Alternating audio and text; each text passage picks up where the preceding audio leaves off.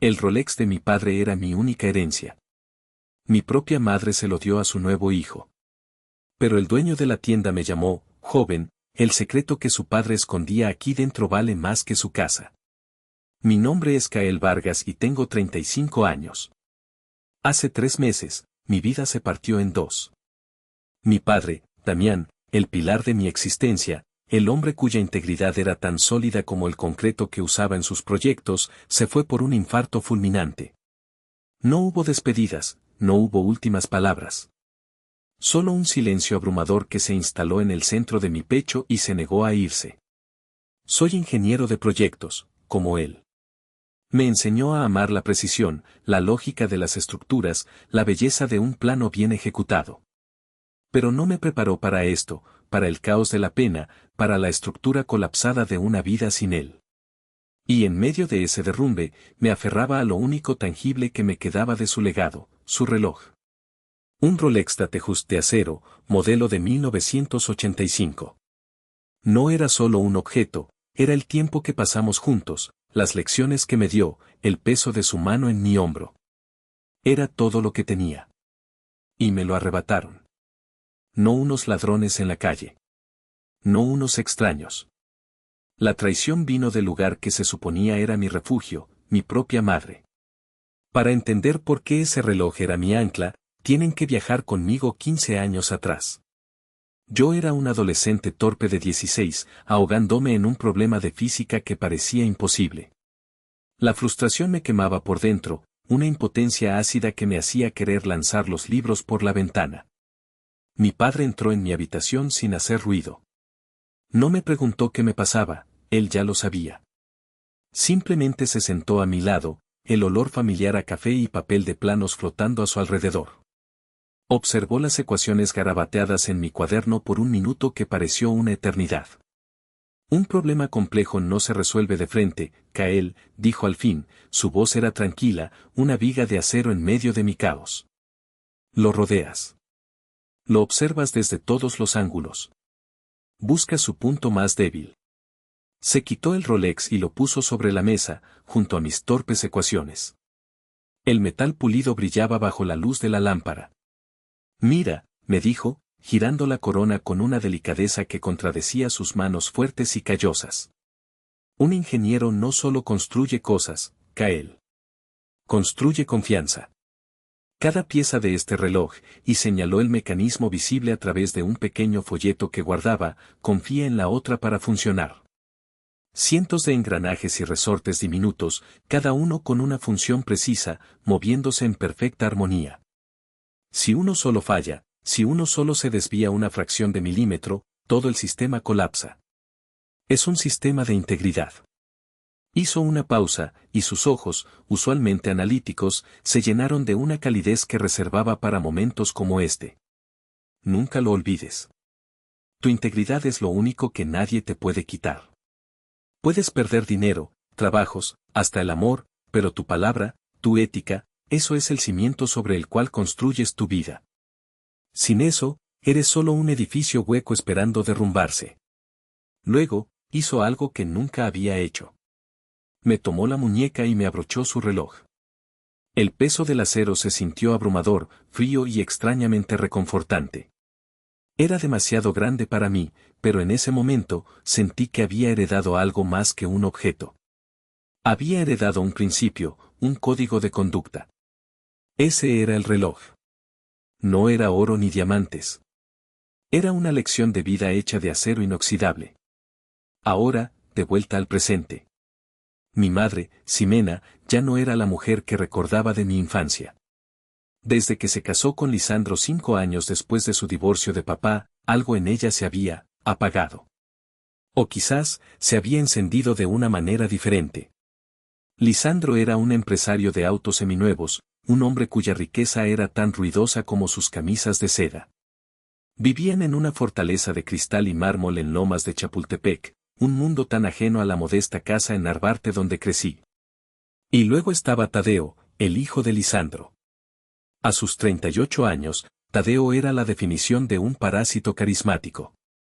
Siempre con un proyecto millonario entre manos que nunca se materializaba, siempre necesitando un pequeño empujón financiero de su padre. Su existencia era un insulto al trabajo duro que mi padre me había inculcado. Él era el caos, yo era la estructura. Éramos aceite y agua. Y pronto, él se convertiría en el catalizador de mi ruina. La lectura del testamento fue un asunto breve y sombrío en una oficina legal que olía a caoba y a promesas de papel. Damián, mi padre, siempre fue un hombre directo y su última voluntad reflejaba eso. La casa donde crecí sería vendida y las ganancias donadas a una fundación que otorgaba becas a jóvenes ingenieros. Una parte de sus ahorros de toda la vida eran para mi madre, Ximena, un gesto de un caballero incluso después de todo. Y entonces, el abogado carraspeó y leyó la cláusula que yo esperaba. Y a mi hijo, Kael Vargas, mi único hijo, le dejo mi reloj Rolex Datejust, número de serie R87XXXX. Que no solo le recuerde el valor del tiempo, sino el valor de la integridad con la que debe vivirlo. Que le recuerde que él es, y siempre será, mi más grande y valioso proyecto. Sentí un nudo en la garganta. Era más que un reloj, era su bendición final. Salimos de la oficina y, por primera vez en semanas, sentí una pequeña chispa de paz. Tenía una parte de él conmigo. Esa misma tarde, en la fría e impersonal sala de la casa de Lisandro, la paz se hizo añicos. Mi madre se acercó a mí, sus manos retorciendo un pañuelo de seda. Su rostro, cuidadosamente maquillado, mostraba una estudiada expresión de preocupación. Hijo, mi amor, comenzó con esa voz suave que siempre usaba cuando quería algo. He estado pensando, ese reloj es tan valioso. Y tu departamento en la Narvarte, bueno, ya sabes cómo está la inseguridad en esta ciudad. Me moriría de la angustia pensando que algo pudiera pasarle. La miré, confundido. ¿Qué quieres decir, mamá? Solo digo, continuó, acercándose más, que aquí tenemos una caja fuerte de alta seguridad. Lisandro la mandó a instalar, ya sabes, de esas alemanas. ¿Por qué no dejas el reloj aquí, solo por un tiempo? Hasta que las cosas se calmen, hasta que decidas qué hacer con él. Estará más seguro. Yo lo cuidaré por ti, te lo juro. Una alarma sonó en mi cabeza. Una sirena distante pero insistente. Algo no estaba bien. Mi instinto me gritaba que me negara, que tomara mi herencia y me fuera. Pero entonces la miré a los ojos. Vi a mi madre, o al menos a la mujer que solía serlo, y la culpa me inundó como una ola de agua sucia. La culpa. Esa vieja conocida. Culpa por no haber llamado más seguido. Culpa por haberme sumergido tanto en un proyecto en Guadalajara los últimos meses de su vida. Culpa por no haber estado allí cuando tuvo el infarto.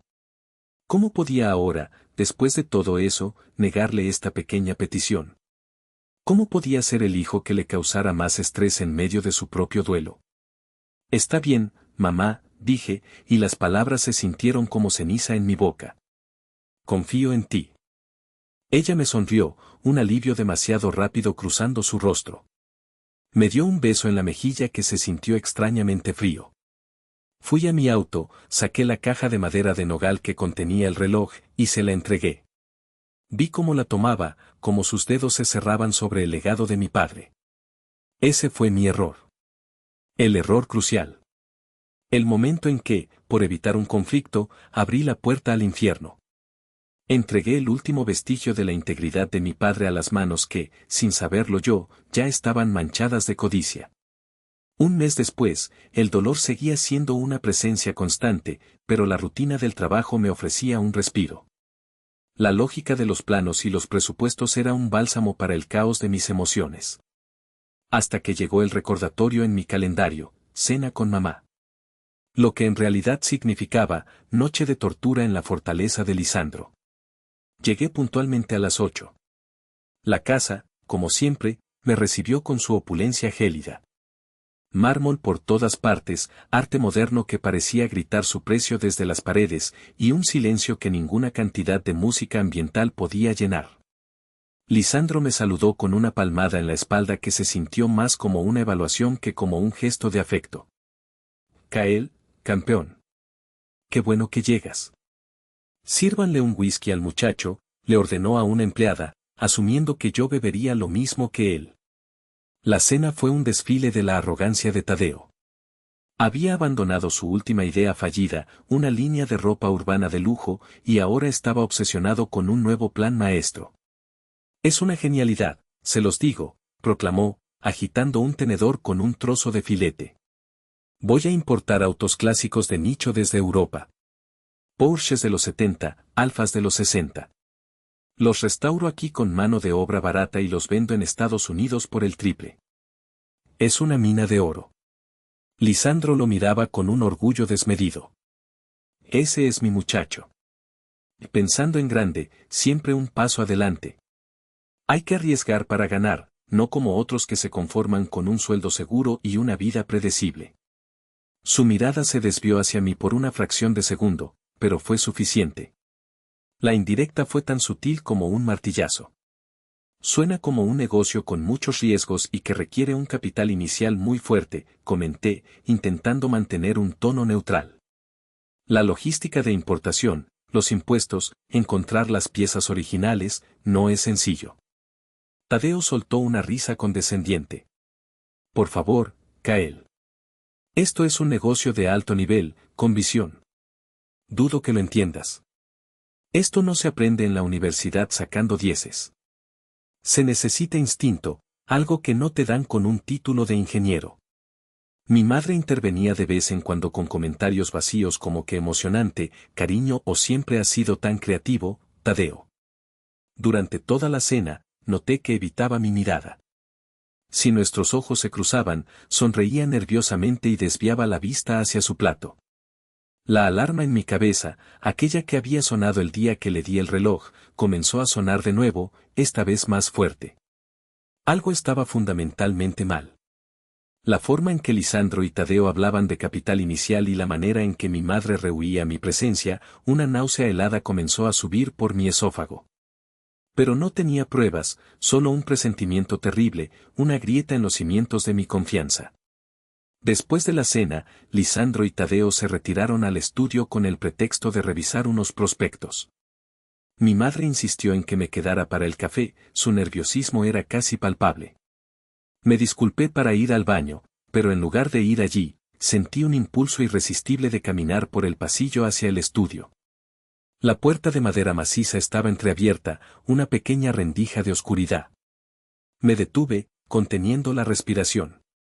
La voz de Tadeo, usualmente tan resonante y llena de falsa confianza, ahora era un susurro conspirador. ¿Estás seguro? El viejo de la casa de empeño en la Doctores me dio mala espina. Se quedó mirando el reloj demasiado tiempo. Nos dio 300,000 pesos. ¿No crees que era muy poco por un Rolex de ese año? Mi corazón se detuvo. 300,000 pesos. La Doctores. Un barrio conocido por sus desuesaderos y sus negocios turbios. El aire se volvió espeso, difícil de respirar. La voz de Lisandro, grasosa y llena de desprecio, respondió. Tranquilo, Tadeo. ¿Qué va a saber ese viejo ropavejero? Para él, fue solo una buena compra. Lo importante es que ya tienes el depósito para el contacto de Hamburgo. Tu madre cree que el dinero salió de una de mis cuentas de inversión. Nunca sospechará. Sentí que el suelo se abría bajo mis pies. Mi propia madre, ¿era una cómplice o solo otra tonta engañada? La siguiente frase de Tadeo me apuñaló directamente en el alma. ¿Y qué pasa con Kael? Tarde o temprano va a preguntar por el reloj. No es idiota. Y entonces, la voz de Lisandro, la voz del hombre que dormía con mi madre, la voz que había destrozado mi familia sin que yo me diera cuenta, tu madre se encargará de él. Ella sabe cómo manejarlo. Siempre ha sido su debilidad. Es solo un buen chico, demasiado blando para este mundo. Le dirá cualquier cosa y él se lo creerá. Un torbellino de hielo y fuego me recorrió. Blando. Débil. Las palabras resonaban en mi cráneo.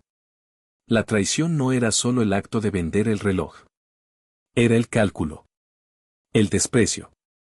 La forma en que habían planeado todo, usando a mi madre como su peón y mi amor por ella como su arma. La forma en que me veían. Como un obstáculo insignificante, un niño fácil de engañar. En ese pasillo oscuro, el hijo blando y bueno murió. Y algo nuevo, algo más duro y frío, comenzó a formarse en su lugar. No pensé. Simplemente actué. Empujé la puerta del estudio con una fuerza que hizo que golpeara contra la pared. El sonido retumbó en el silencio de la mansión. Lisandro y Tadeo se giraron bruscamente, sus rostros una mezcla de sorpresa y pánico culpable. ¿De qué reloj están hablando?, pregunté. Mi voz no sonó como la mía. Salió de mi garganta como un gruñido bajo y peligroso. Lisandro fue el primero en recuperarse, su cara adoptando una máscara de falsa indignación. ¿Qué son estas formas, Kael? ¿Escuchando detrás de las puertas? Hablamos de negocios. Pregunté de qué reloj, repetí, dando un paso dentro de la habitación. Mis ojos estaban fijos en él, ignorando a Tadeo, que parecía haberse encogido en su sillón de cuero. En ese momento, mi madre apareció en la puerta, atraída por el ruido. ¿Kael? Cariño, ¿qué pasa? ¿Por qué gritas? Me giré hacia ella, y todo el dolor y la traición se concentraron en una sola mirada. Pregunté de qué reloj están hablando, mamá. Pero creo que ya sé la respuesta. Su rostro palideció. Empezó a balbucear. Hijo, por favor, déjame explicarte, era una oportunidad de negocio increíble para Tadeo, tu hermanastro. No es mi hermano, exploté, la furia finalmente rompiendo todas mis barreras. Y ustedes vendieron el reloj de mi padre. Lo vendieron a mis espaldas. Cálmate, Kael, intervino Lisandro, irguiéndose en toda su estatura. No tienes derecho a venir a mi casa y... Tengo todo el derecho, lo interrumpí, mi voz llenando cada rincón de la opulenta oficina. Era mío. Mi padre me lo dejó a mí. Era lo único que me quedaba de él, ¿entienden eso? Lo único. Hijo, por favor, suplicó mi madre, las lágrimas comenzando a correr por su rostro perfectamente maquillado. La familia debe apoyarse. Tadeo necesitaba ayuda. Tu padre habría querido que ayudáramos a la familia. Esa fue la gota que derramó el vaso. La blasfemia final. Mi padre, dije, mi voz bajando a un susurro helado que era más aterrador que cualquier grito, jamás habría vendido su integridad por dinero. Jamás habría traicionado a su propio hijo. Eso es lo que ustedes hicieron. Y tú, miré a mi madre, tú lo permitiste. Me di la vuelta, sin poder soportar la vista de ellos un segundo más. Me voy. Kael, espera, gritó mi madre. Me detuve en el umbral, pero no me giré. Voy a encontrar ese reloj, dije, las palabras saliendo como esquirlas de hielo. Y cuando lo haga, reza para que no encuentre nada más. Salí de esa casa, el portazo resonando detrás de mí. Mientras conducía por las calles oscuras de la ciudad, las lágrimas de rabia y dolor finalmente cayeron. Pero debajo de la pena, una nueva determinación se estaba forjando. Ya no era el hijo blando. Ahora era un hombre con una misión. Iba a recuperar el legado de mi padre, y en el proceso, iba a desenterrar cada una de sus sucias mentiras. Esa noche, abrí mi laptop y comencé mi plan. El ingeniero en mí tomó el control. Creé un mapa, una hoja de cálculo. La búsqueda no sería caótica.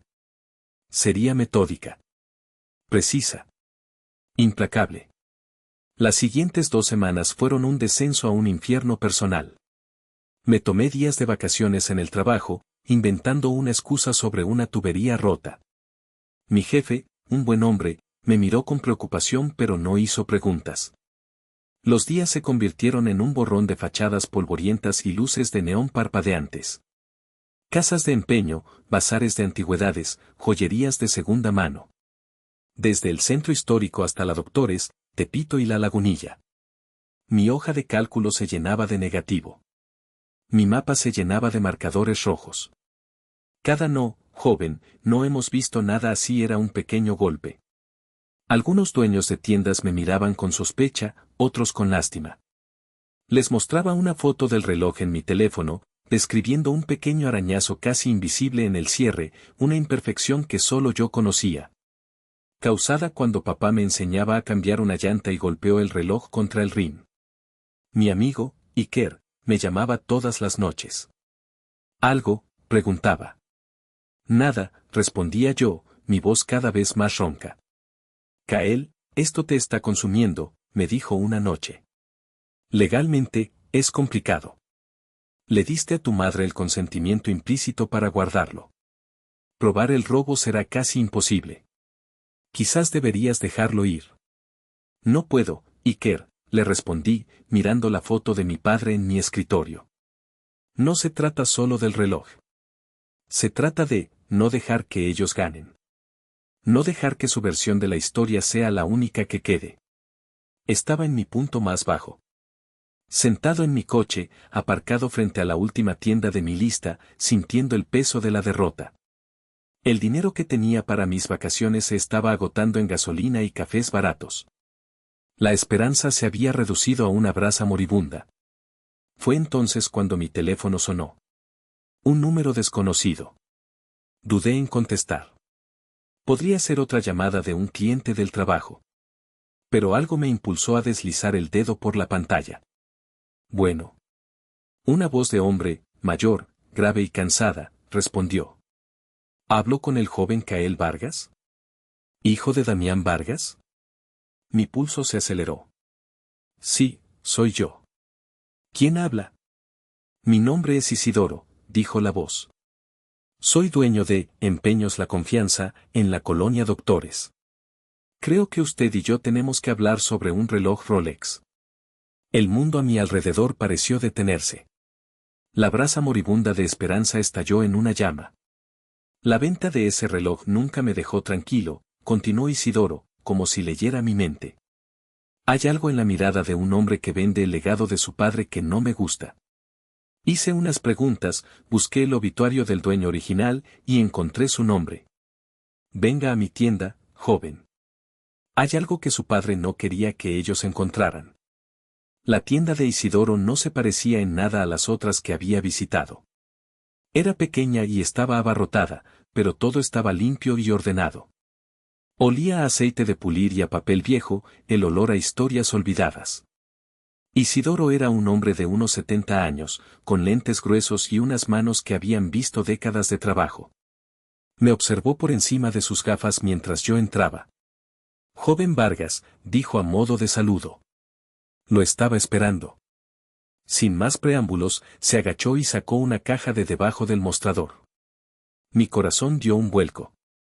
Ahí estaba. El Rolex de mi padre. Brillaba bajo la luz amarillenta de la tienda, tan familiar y dolorosamente lejano al mismo tiempo. Antes de que se emocione, dijo Isidoro con calma, quiero que vea por qué lo llamé. Con una herramienta de relojero, manipuló la parte trasera de la caja del reloj. Hubo un clic casi inaudible.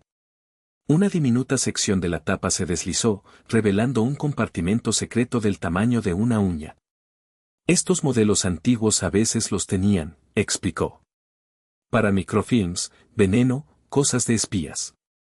O para cosas más importantes. Con unas pinzas finas, extrajo dos objetos minúsculos. El primero era un trozo de papel fotográfico, doblado con una precisión increíble. Lo desdobló con cuidado. Era una foto mía, de unos 5 años, sentado sobre los hombros de mi padre en la playa, ambos riendo a carcajadas. La memoria de ese día me golpeó con la fuerza de una ola. El segundo objeto era una pequeña llave de latón, con un diseño ornamental en la cabeza que no se parecía a nada que hubiera visto antes.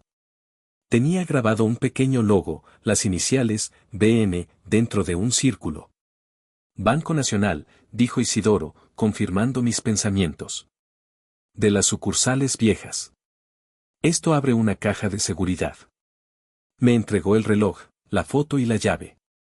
Pagué 300,000 pesos por él. Se lo vendo por lo mismo. No quiero ganar ni un centavo con la deshonra de otros. Le transferí el dinero sin dudarlo. Era casi todos mis ahorros, pero no importaba. Mientras salía de la tienda, con el peso familiar del reloj de vuelta en mi muñeca, sentí que mi padre estaba allí conmigo, guiándome. Al día siguiente, con Iker a mi lado, estábamos en la bóveda de una sucursal antigua del Banco Nacional en el centro histórico. El aire era frío y olía a metal y a tiempo. El empleado del banco, un hombre mayor con un chaleco anticuado, nos guió hasta la caja 734. Metí la llave. Giró con un sonido satisfactorio. Dentro de la caja de metal no había dinero ni joyas.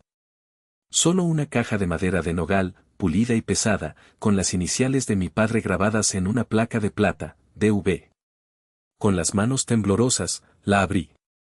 La caja estaba llena. En la parte superior, había una pila de cartas, atadas con un cordón de cuero, todas dirigidas a mí. Debajo, una carpeta de piel con documentos. Y en el fondo, un sobre final con una memoria USB. Tomé la primera carta. La letra de mi padre, tan familiar, llenó la página. Mi querido Kael, si estás leyendo esto, significa que ya no estoy y que has encontrado el camino que te dejé. Durante años, he guardado un secreto doloroso.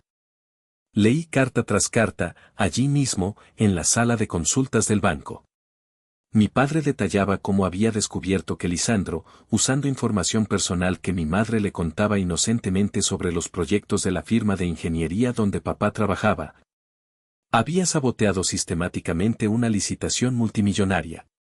Lisandro había robado la propuesta, la había infravalorado con una de sus empresas fantasma y había llevado a la compañía de mi padre al borde de la quiebra, causando el despido de docenas de sus amigos y colegas de toda la vida.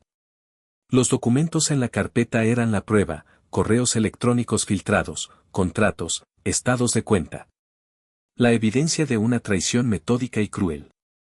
Finalmente, llegué al último sobre, el que contenía la USB. La última carta decía algo que me heló la sangre. Kael, si estás leyendo esto, es porque lo peor ha pasado. En estos documentos está la prueba de la traición profesional de Lisandro.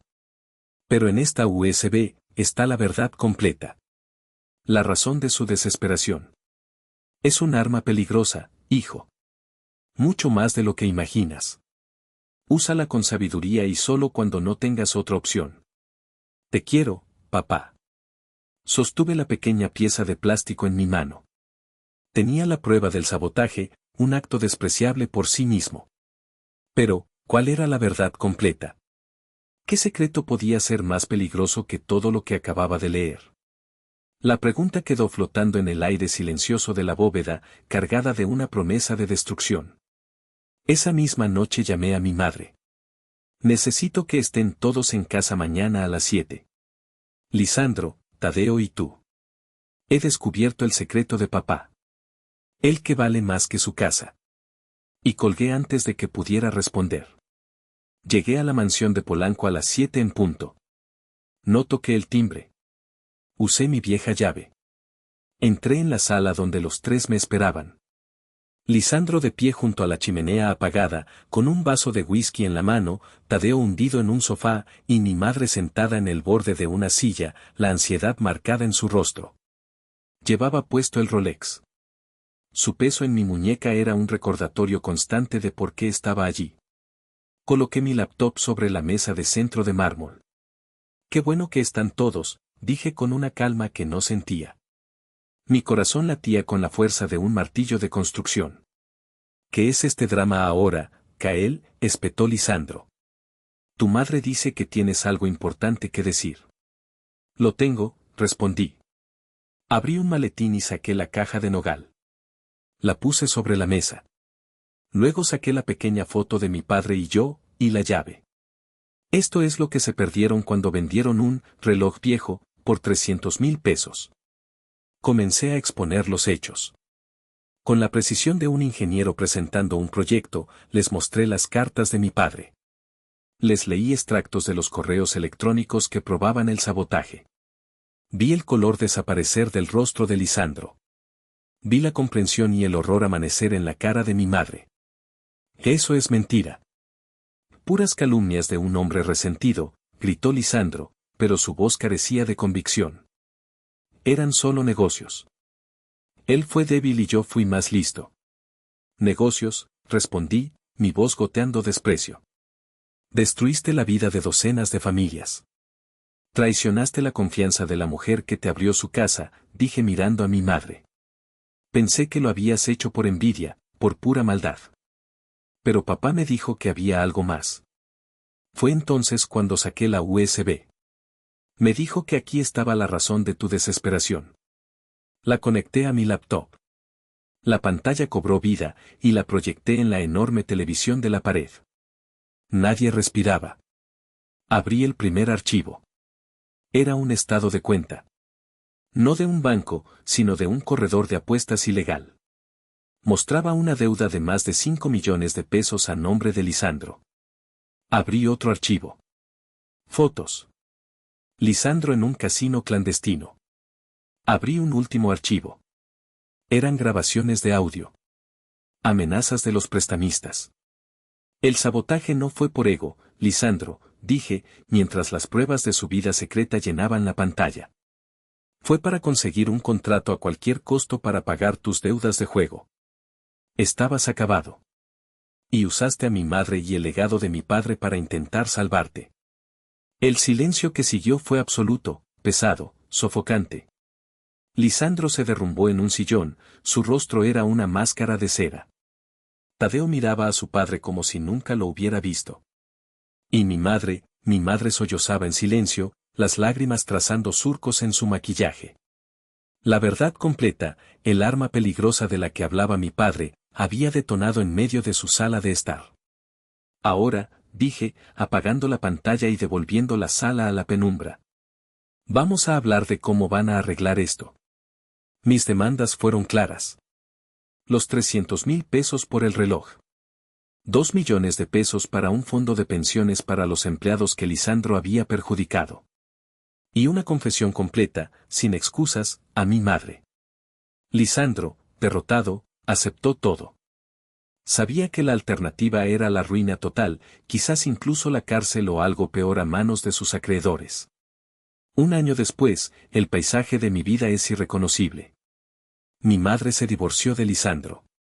Vive en un departamento modesto, y estamos reconstruyendo nuestra relación, pieza por pieza, sobre los cimientos de una verdad dolorosa. Lisandro vendió la casa y sus negocios para pagar sus deudas y la donación. Desapareció del mapa. Tadeo tuvo que conseguir un trabajo de verdad por primera vez en su vida. Yo usé una parte de la considerable fortuna que mi padre me dejó en secreto, un portafolio de inversiones que demostró que su verdadero genio no estaba solo en la ingeniería, para fundar la beca de integridad Damián Vargas. Hoy, mientras entrego la primera beca a un joven y brillante estudiante, miro el Rolex en mi muñeca. Ya no es un símbolo de pérdida. Es un recordatorio. Un recordatorio de que la integridad no es la ausencia de problemas, sino la forma en que los enfrentas. Que el verdadero legado de un padre no es lo que te deja, sino lo que construye dentro de ti. El tiempo, ahora, por fin, está de mi lado. Y lo estoy usando para construir, tal y como él me enseñó.